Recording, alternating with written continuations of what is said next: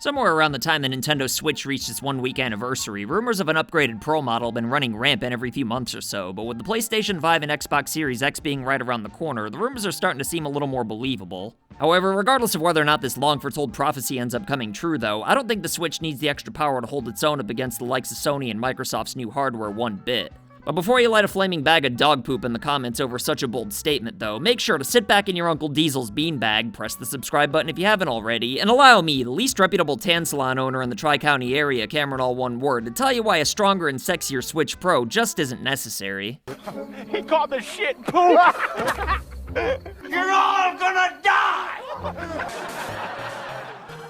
Alright, so when I say that I don't think a Switch Pro is necessary, don't assume that I'm saying that I wouldn't want one, because personally, I think it'd be pretty awesome. I mean, I wouldn't necessarily consider myself to be as thirsty for more content as a lot of other Switch owners are, seeing as how my backlog's already impossible to finish as it is, but I'd still welcome all the new games that a Switch Pro might make possible, and even beyond that, I think it'd be pretty neat to have some other benefits like faster load times and things like that. However, even though myself and tons of other people would love upgraded Switch models, I stand by my claim that Nintendo wouldn't need it to compete with the PS5 or Series X whatsoever. Like, yeah, a lot of the Switch's issues stem from the fact that the console's already underpowered compared to the likes of even the PS4 and Xbox One from the last generation, but even so, I'm pretty sure that a Switch Pro's extra power still wouldn't be comparable to the PS5 or Series X, seeing as how at the end of the day, it's still gotta be a portable, so it's not like the upgrade's really gonna entice third parties to make exclusive games and solve the lack of multiplats or anything like that, but even though the lack of current-gen multiplats and original third-party content's been one of the Switch's biggest shortcomings, it's still never been a big enough issue to hinder the Switch so far, and I don't think for 1 second that it'd start to slow the momentum down now or anytime in the near future.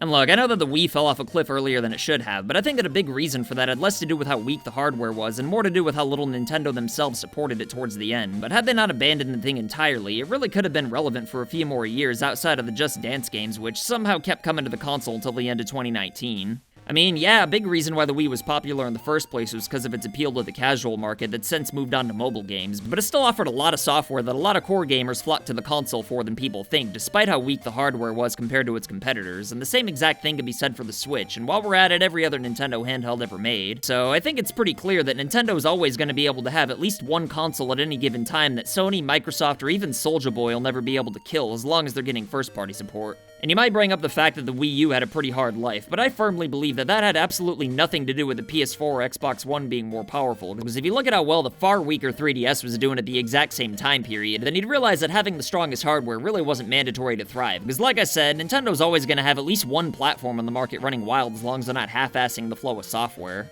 I mean, sure, the poor marketing and forced gamepad that served absolutely no purpose for like 98% of the library didn't help, but the real reason the Wii U died that nobody seems to talk about is because the 3DS was cheaper, portable, and offered all the must-own Nintendo games that were on the Wii U and then some. And even though games that appeared on both platforms were better on the Wii U, they were usually only like 10% better than the 3DS versions at most, so with the Switch not having a rival Nintendo console to compete with, not to mention the fact that it's portable, that makes it the only place in the world where you can get first-party Nintendo games, so no matter how impressive the lineups for the PS5 and Xbox Series X may be, they're never going to put Nintendo in any kind of danger, and with Microsoft, they already said that the Series X isn't going to have any exclusive software for the first 2 years anyway. However, just because Nintendo's not going to be in any real danger with the base model of the Switch, though, there is still the argument that it's going to take a hefty blow once the new competition shows up. But even so, it's not like all the current Switch owners are just going to upgrade to the Pro model, so it's not like Nintendo, or more importantly, third parties will start supporting the system like crazy, since that install base of 60 million just won't be there for the upgraded console. And I'd imagine that it'd more or less be the same situation as the new 3DS, where there'll only be like 5 exclusive titles, because if every game from this point forward could only be played on the Switch Pro, then it'd only be a slap in the face to all the early adopters of the console, which is why the PS4 Pro and Xbox One X never had any exclusives.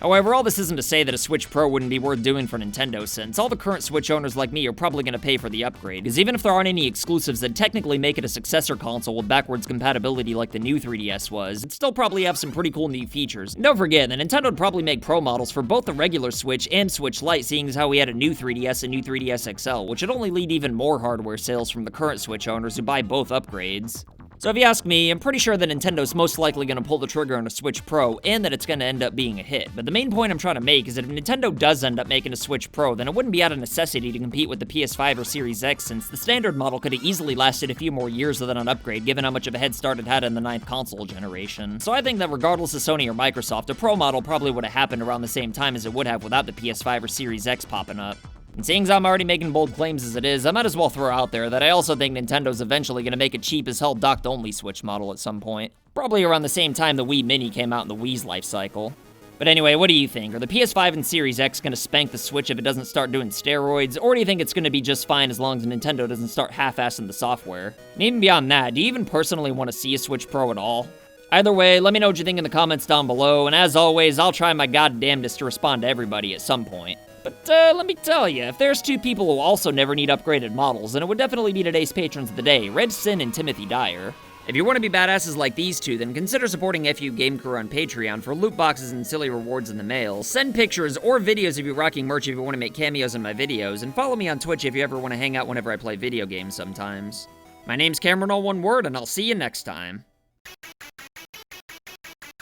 So I want to say thank you to your loyalty, thank you for your support.